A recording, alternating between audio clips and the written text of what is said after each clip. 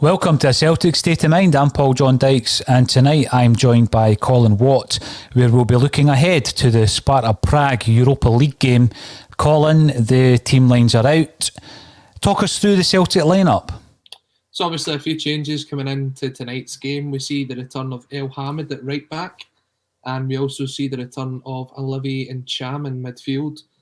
We see Ryan Christie. It looks like he's going to be moved out to a further wide position tonight, with Eddie up front on his own.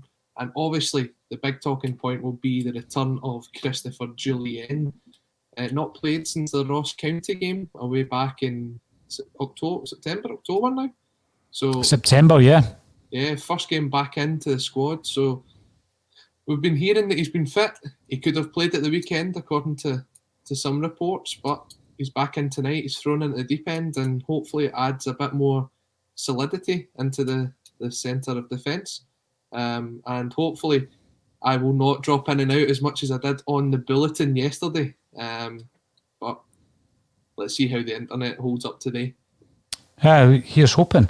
The first thing I would like to discuss, just running through some of the decisions of the team lineup. Scott Bain is still the holder of the number 1 jersey. What's your thoughts on that? I thought at some point over the last couple of games that Barkas might have been reintroduced to the side, Colin.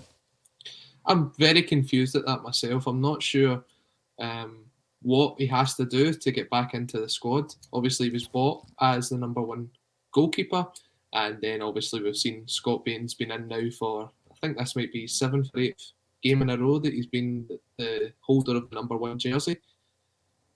A lot of comments coming in saying he's not really done a lot wrong, and I agree with that, but when you spend £4.5 million on a goalkeeper, you're really expecting him to be your number 1.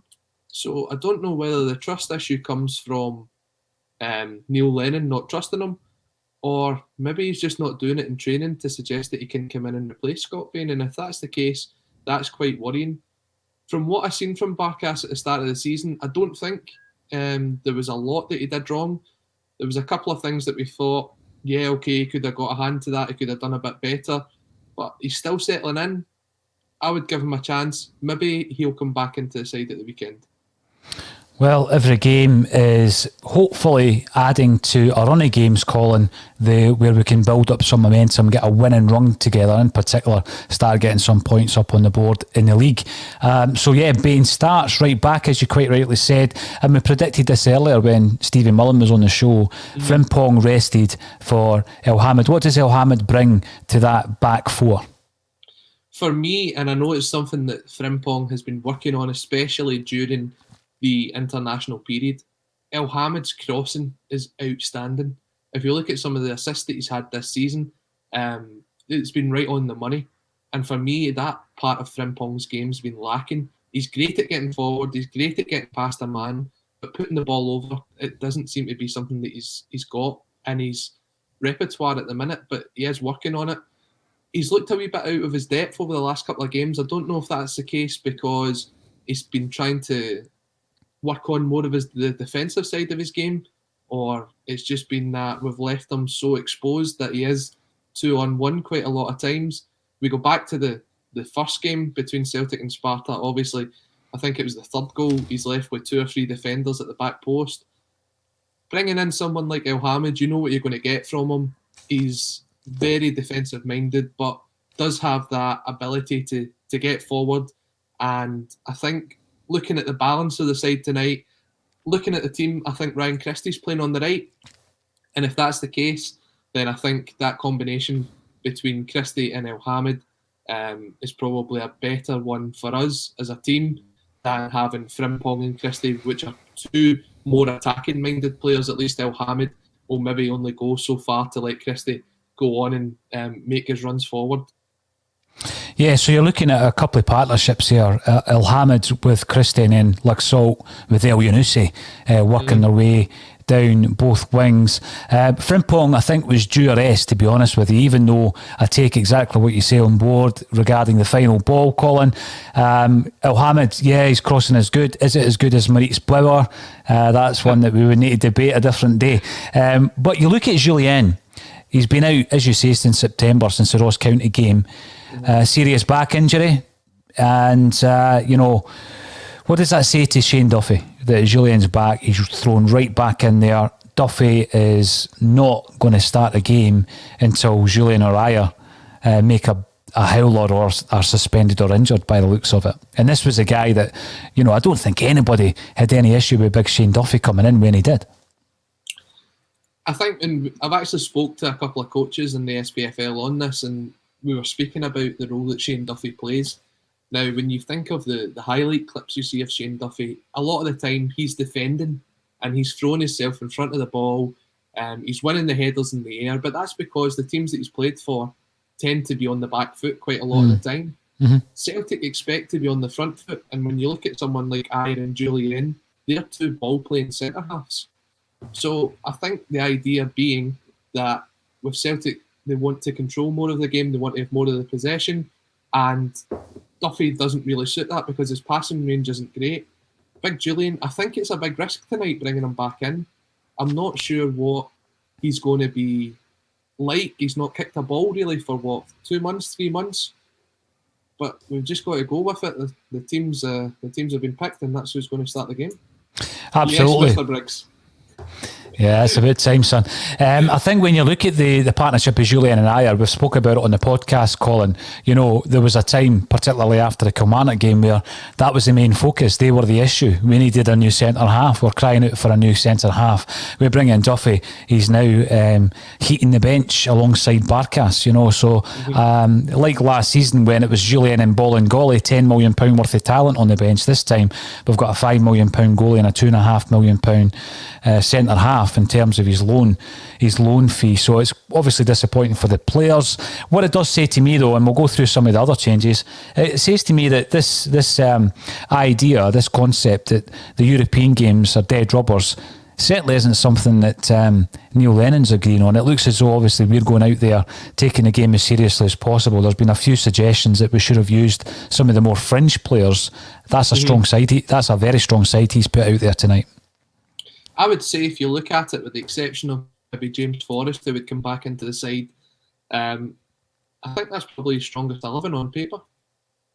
Of what he can use at the minute is probably his strongest 11. And he is out there to get the 3 points tonight because he knows that if we lose, the pressure's going to be on him. Even if we win, the pressure's not going to come off him too much. But at least he knows within the squad that there's a bit of winning mentality coming back in. It's a difficult one. They say about Europe not really meaning a lot because, there's a good chance that we could go out tonight and that would mean that the two games are dead rubbers from that point on.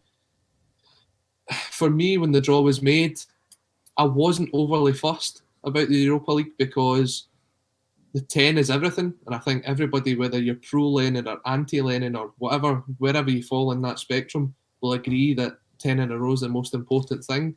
Yes, of course, we want to do well in Europe because it brings in additional revenue, it puts players in, it puts Celtic in the shop window so that players would be attracted to come to the team. But at the end of the day, if you offer me the last 16, the last 8 within the Europa League or 10 in a row, there's only one answer there. 100%, and I go back to this time and time again, Colin, with regards to trying to build this momentum, trying to get a run of results together so that this team can click, that again, another football cliche, but it's not clicked all season. An interesting point coming through from Joe Porter, and Cham needs a performance tonight, and of course, and Cham is brought back into the side at the expense of Tommy Rogic. I've said a couple of times, I think that Rogic and El Yunusi, although El Yunusi seems a wee bit more active than Rogic, who has a very relaxed style of playing till the ball's at his feet, I think that playing the two of them, there is that issue, I think, because they're so inconsistent that you end up potentially having 1/2 passengers, and if that happens at the same time, you really are going to be struggling. And Cham comes in, I know he's not everyone's cup of tea. In his performance tonight, says Joe Porter, I think Celtic and Neil Lennon need a performance tonight. Yeah, definitely. We can't keep going through this because if it's another loss tonight, then it's 2 wins and 9. Whether the 3 points means anything in terms of the position for us in the Europa League, it doesn't mean anything. but 3 wins in 9 sounds better than 2 wins in 9, as poor as it sounds overall. And I seen an interesting comment actually coming in saying, I wonder which position Cham will be playing. And for me, maybe he won't be playing that attacking midfield position. Maybe he'll be the one to sit alongside Scott Brown, and it'll let McGregor move further forward, because I think we do hold McGregor back quite a bit. He is a very influential player going forward, Callum McGregor. When you look at the goals that he's got this season and you look at some of the moves that he's put together, for me, he should be playing further forward. Richard Coleman makes a good point on YouTube. I'm a big fan of Cham, and it's again one of these football cliches that speaks volumes on his day, but that day doesn't come often enough. It seems to come more often in Europe, Colin. He seems better suited to the European games. You know, it's no coincidence that you've seen him scoring against Lazio away from home last season. We're getting into the realms now. Again, we're still missing these games. We're missing these away European days. Richard Coleman makes a point that Cham playing well is a coin toss. It does feel like that sometimes. He's very inconsistent, isn't he? I think when you look at the difference between European football and Scottish football, you seem to get a bit more time on the ball when you're playing in Europe. In Scotland, you've got a lot of the players on you right away, and it closes the ball down. And with that, I don't think it suits Cham's game. He should really know how to play that game now for the amount of time he's been in Scotland, but for me, he just hasn't developed that side of his game. In Europe, when he gets more of the ball, he can play the passes, he can link the moves up together, and hopefully we see a performance from him today. When you're looking at that forward line, again, you know, I just haven't been impressed with Ajeti whenever he's been the sole striker, Colin. I think, you know, I was looking forward to him maybe developing a partnership with Edouard. We know what Edouard can do with Griffiths. Griffiths is injured tonight. I mean, isn't it time Eddie, we saw the real Eddie, isn't it about time he stood up? We've given a lot of flack to Neil Lennon. I mean, we've been speaking about the banner being unfurled at Celtic Park this week. There is not a campaign, I wouldn't think, but there's certainly been protests. There's certainly a big group of Celtic fans who want change. Isn't it about time Eddie actually started earning his wages and doing what we know he can do? From what I've seen from Edouard at the weekend, it was certainly more encouraging than what we'd seen over the last few games before the international break. When he got the ball out wide, he was driving forward, he was getting towards the box. His footwork is just sensational. I think maybe with the 90 minutes tonight, we might see something out of him. I'll need to see him link up with Mohamed El-Anoussi tonight. I think they two have a great partnership together. We've really seen that last season. They've not really had a chance to build that back up tonight. So far this season. Hopefully they do so tonight. Do you know what? Like, Edouard can work as a lone striker. We've seen it before several times. As you said, we've just not seen the consistency from him. And I think when you look across the team that's playing tonight, there's quite a few players that we're looking to see a more consistent performance from. Definitely, if I look at it, El-Anoussi been fantastic so far this season, has the bad game. Then you're looking to get back into form. Ryan Christie, as much as he splits the fans' opinion, I think he has to rein in the shooting. I think he's got to work on his crossing. You've said that you'd probably take him off set pieces.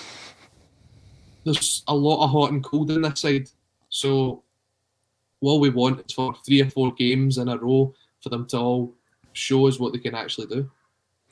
Well, absolutely. And even more than 3 or 4 games, Colin, we need to really, the reality of it is we need to go on a massive winning streak, a massive winning run. We need to get that form back. I mean, we've strengthened the squad in most departments. Some would argue we haven't strengthened it in the goalkeeper department. And there is a point coming through from Liam Kelly on the YouTube channel. Never confident with Bain in goals. Decent keeper for playing lower league SPFL teams, but never confident for big games or European games. I felt he had a good game. There was a good display against Lille earlier on in the tournament. Mm-hmm. I mean, I'm looking at Barkas because I thought that was a plan, you know, and although he's not made any howlers, there's certainly been plenty of errors in terms of Barkas's performances, because we could look at the Rangers game, we could look at the Ferencváros game. Sure, he had done better with all the goals. And again, a big part of that was the fact that I don't think he's developed an understanding with the centre-halves, which is far more important. I mean, when you're looking at the domestic games, what shouldn't be happening is we shouldn't be under the caution too many of these games. So the goalie shouldn't really be called upon to win many of the games. It's the big games you're looking for the goalie in. I mean, I would expect there to be a lot of pressure tonight. We've seen Sparta Prague at Celtic Park, Colin, and it wasn't the full strength side. I know there's been a lot written and said about that. We're going to be facing a much stronger side tonight. Do you think we're going to be in a situation where it's going to click as it did against Lille? I mean, for 60 minutes we were outstanding that night. I would say it's the best football we've played all season.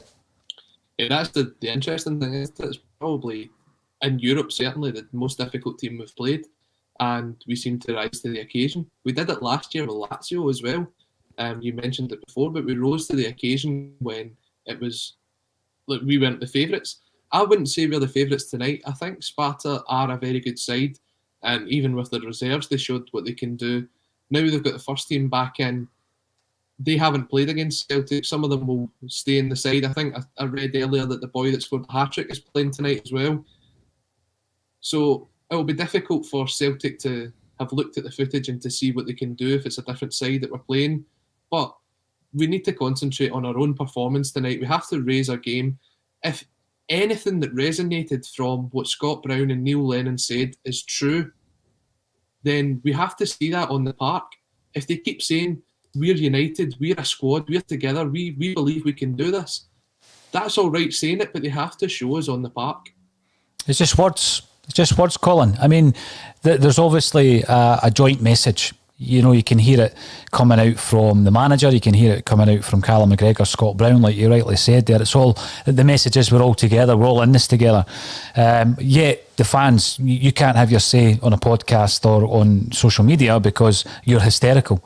You know, I thought being in it together was the board, the players, the management and the supporters. Now, because you are looking at the situation and you have a view on that, it doesn't mean you're not backing the team. You've just got a different view from others in terms of the change that you may or may not wish to see. So Michael the boy is making a good comment via our Twitter channel. No, just Eddie, Paul. I think that's in reference to the point I made about Eddie having to step up tonight. Yeah. Players in general need to perform, as vastly underachieved so far this season. I would agree with that. I think I think Scott Brown's underperformed. I think Callum McGregor has underperformed. We're looking for mitigating circumstances with Calmac because he's been so consistent over the piece. We wonder if he's in the best position. I think our centre halves at the moment, as happy as I can be with Julien and I are being married up together at the back there. I don't know what Neil Lennon's planning to do with Duffy. When do you ease him in? There isn't a game that you can ease him in. People have been saying that the next set of fixtures, calling at home, are going to be easier for Celtic. I've not seen an easy fixture yet. I know we've won a couple of games by quite a few goals. I've not seen a game where I've been entirely convinced for the 90 minutes. I really hope we can get that tonight. Do you think the changes that have been made are going to add an energy into this Celtic side? We can perhaps start tonight this momentum we've been looking for over the last 8 games. I mean, looking at it on paper, you would think so. You would think there's enough talent in that side to go to somewhere like Sparta, as good a side as they are, and really do something. I'm not saying they could go there and get a victory guaranteed, but when you look at the players, Eddie, Christie, Moy, there's a lot of talent there. But as we've been saying, the consistency just hasn't been there from them. I haven't seen a performance yet this season where we've came together as a team. We've all worked for each other. We've picked up on each other's mistakes. We've helped each other out. There's been a lot of individuality this season, and it's about time that they came together and showed us that as much as they say they're together under a team, shows it on the park. Exactly, because it's empty words otherwise, Colin. It's almost as if they're reading from a script until we can see the performance on the park. EW, who is a regular viewer and commenter on YouTube, welcome to the show. Lenny was getting the best out of Eddie until this season, so God knows what's happened there. He got Edouard playing better than Rodgers did. Great point. Yeah, I mean, I think for a spell last season, Edouard was absolutely unplayable. Whether he was looking at it that he was putting himself into a shop window or not, I don't know, but I don't care if the players are putting themselves into the shop window as long as we see the performances for us, because they're still our players at the time. So if someone goes out and scores 30, 40 goals and it gets them a move to another club, then so be it, but we need the 30, 40 goals first. We don't need them sitting sulking about. And we've seen that from some of the players this season where it just looks as if they're ready to move on. And I don't know. Eddie, to me, he's definitely got it in him to be the best player in Scotland. There's absolutely no doubt about it. I think at the weekend, as I said, I was starting to see more of what we'd come to expect from him. And I'm hoping tonight to see the same. There's partnerships to be made there, as I said, with Elyounoussi and with Christie. And what we should really be trying to do is from the word go, get out and start driving at them. Let's try and get a couple of goals up in front within the first 10, 15 minutes. Then we can worry about seeing the game out from there. Don't slowly build up to it, because I think that's where we've been letting ourselves down this season, is the tempo has been very, very slow. I've seen a lot of comments saying it's like passing side to side to side to side. It is, it just goes round in a complete U and back again. Let's get them, let's get the couple of goals in front, and then we can worry about the rest of the game from there. I think it was one of the biggest criticisms of Brendan Rodgers' side once people sussed him out, Colin. We had an interesting chat with Brian McClare about that, because he had faced Brendan Rodgers' sides when he was running the Man United Academy, and he said that, you know, there was a very distinct style of play in Rodgers' side, and it was very much like the horseshoe and the reverse horseshoe, and it kept going back and forward. I think often you look at the first half against Hibs, you know, all the possession, absolutely no penetration. Sam Hamad makes a point, a very good point, I believe. Neil Lennon told Christie to always shoot. I'm always singing Christie's praises, because on the one hand we get this this conversation going about the pedestrian nature of Celtic's play, the build-up play, the side-to-side passing, going round in horseshoes, going back again. And then Christie is the guy that takes the shot, and he gets criticised for it. Now, on the one hand, you don't always see the shot nestling in the back of the net like we did at Hampden against Aberdeen, Colin, and you sent me an image via WhatsApp during the week to prove your point that he's not as great a shooter as I believe him to be. It's not that. I just think that we can't have it both ways, and sometimes that, speculative effort from 30 yards out nestles in the back of the net, as it did against Aberdeen. So he's that type of player. Can we live with these foibles just so that we know we are going to get a great goal, we are going to get an opening goal? Sometimes you need that spark to open things up. Yeah, but you also need that spark to find the pass, to find the cross, to see if someone's in a better position than what you are. When we spoke to guys that played for Celtic before, we spoke to John Hartson, we spoke to Chris Sutton, and they speak about Henrik Larsson in such high terms. Now, don't anybody take this the wrong way. I'm not comparing Ryan Christie to Henrik Larsson in anything at all. In fact, the two names shouldn't be in the same sentence. But what they said about Larsson was, as many goals as he scored and as many attempts that he put in, he would always play the ball to someone else if they were in a better position. He would always look to see where the better position was for the team. And at times, I think Ryan Christie doesn't do that. I think Ryan Christie, his first instinct, as I said, is if I get a shot, if I get a spot, I'm going to take a shot. And as I said to you when I sent you the graphic over, I think he's got 3 goals this season from well over 30 shots. And quite a few of them have been either over the bar, well past the post, or they've been blocked. And I think he has to think about whether him taking the shot is the best option for the team. How many games has Christie played for Celtic? 140, something like that, 130 odd games, something along those lines. It'd be interesting to see his assists compared to the first 130 odd games of Henrik Larsson. I'm sure a stat out there could get those stats to us very quickly, but it would be interesting, because I always think about Larsson as being this unselfish player, Colin, and the criticism of Christie this season is that he's a selfish player. So opposite ends of the scale. I wouldn't mind comparing that.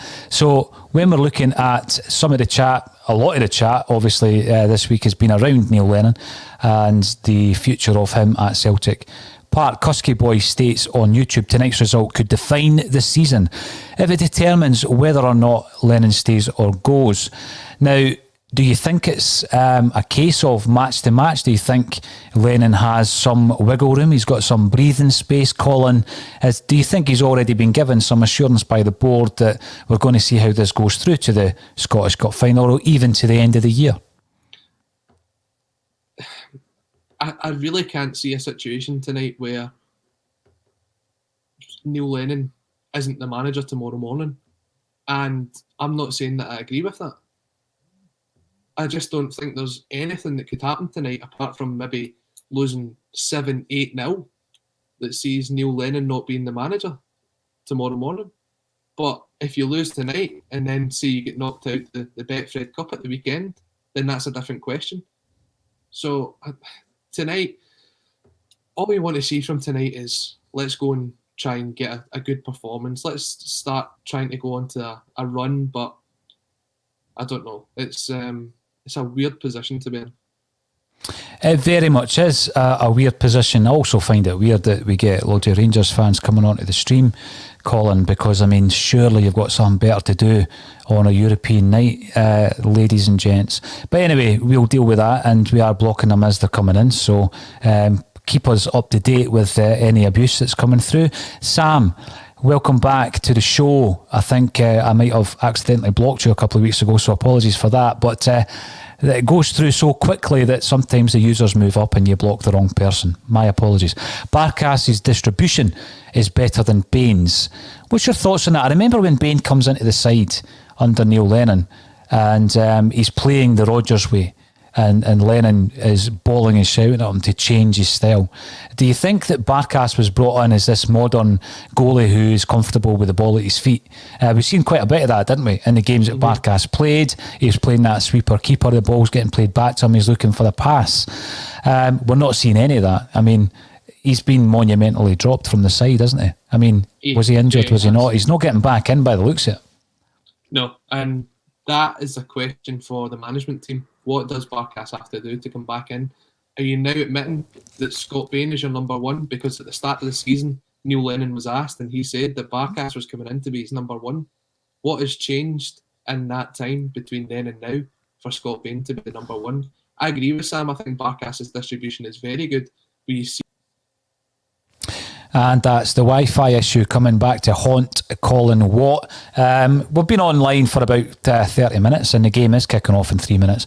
So please stay with us at half-time. We'll be back at half-time. Hopefully we'll be talking about a good performance in the first 45. I've got to thank you all for joining us on Facebook, Twitter and also on YouTube. If you haven't already done so, please subscribe to us on YouTube. Enjoy the first half and I'll get you at half-time on a Celtic State of Mind.